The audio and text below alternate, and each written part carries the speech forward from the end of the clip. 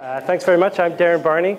I want to thank the Faculty of Education, Center for Cross-Faculty Inquiry for this great invitation. My experience is that any sort of worthwhile intellectual event is the product not just of sort of good idea and vision, but a lot of extremely hard work. And so I want to thank Mary especially for all the work that she's put into organizing this event.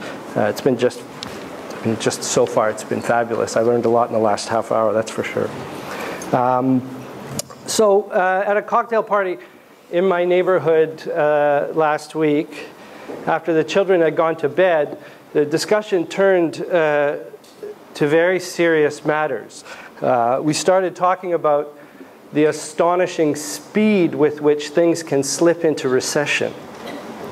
Now, we weren't talking about the economy, we were talking about hairlines. Montreal, as you know, is a very sophisticated city. It was in the context of that conversation that someone asked me a couple of questions whose answers I myself found quite surprising. The first question was, how long have you been studying politics and digital technology? And the answer was 15 years. And that was the moment that I started rubbing my own hairline.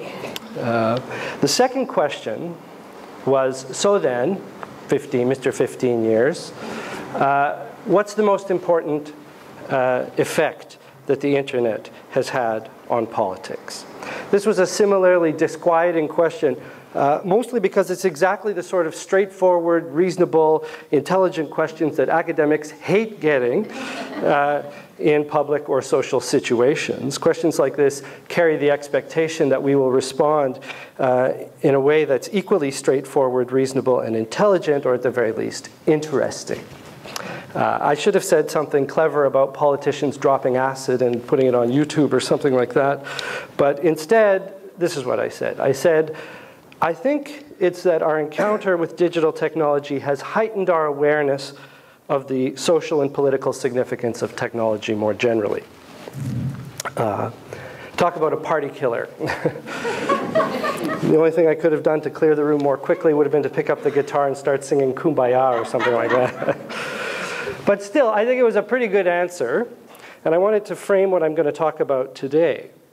It's tempting when we're confronted with a question about the significance of a new technology to focus solely on the ways in which people are using that technology, to focus on what they do with it, on what that does to some aspect of social life. And with regard to emerging information and communication technologies, there is, of course, a great deal to pay attention to when it comes to what people are doing with it and what they are doing does to political and social life more generally. People are doing a diverse range of things with these technologies, and what they're doing has an equally diverse set of implications for the organization and practice of social and political life. Some of these are very promising, some are less promising, and I think as Megan's excellent presentation has showed us, most of them are complex, contradictory, ambiguous, and there's no straightforward answer about how given uses of technology affect or impact social life. But what I want to suggest is that it's equally interesting to look at not just what people are doing with these emerging technologies, but also to look at the potential their emergence has had for raising our awareness of the political and social implications of technology more generally.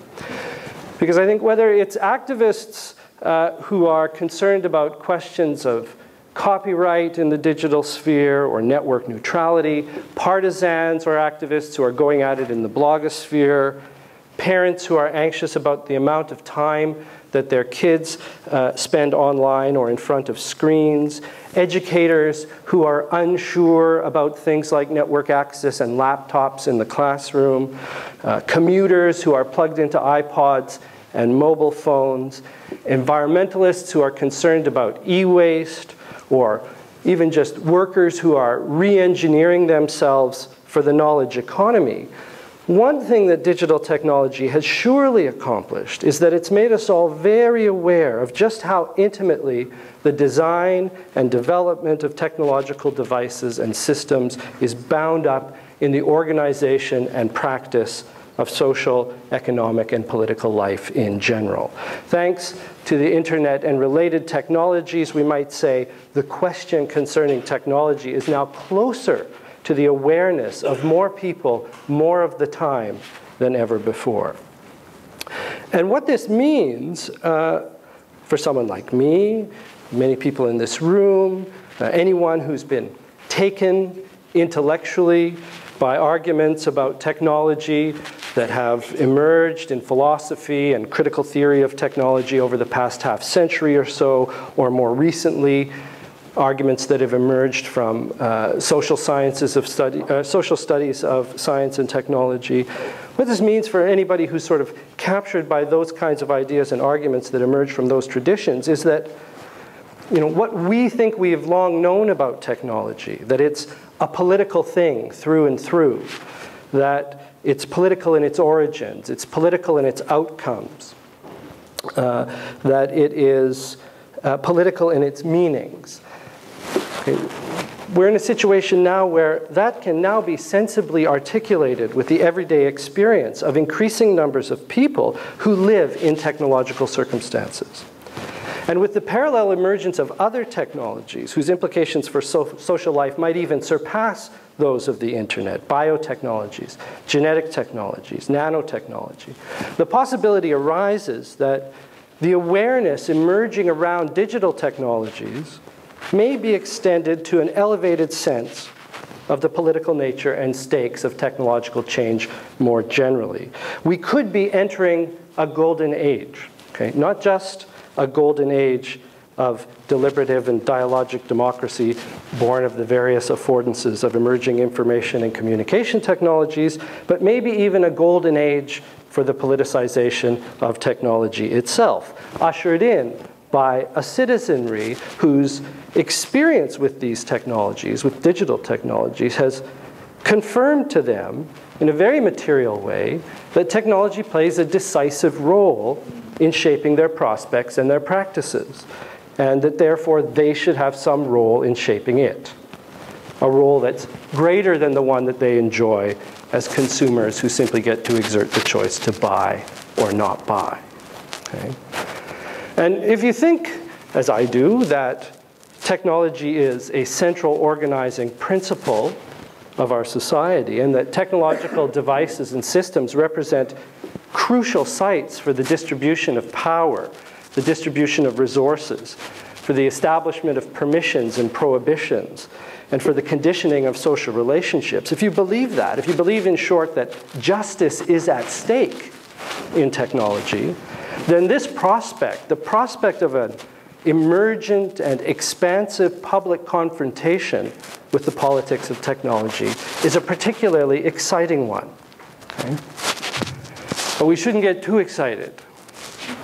For one thing, meaningful institutional venues in which people can address technology politically are few and far between. And where they do exist, they are rarely adequately democratic. And that's, of course, one of the main reasons why those who have democratic inclinations surrounding digital technology or other technologies are finding their way to alternative media and alternative venues and alternative means of expressing those energies. Because the institutional frameworks that we have existing within liberal democracies are woefully inadequate relative to people's growing sense that they need to play a role in addressing technological development politically. Okay?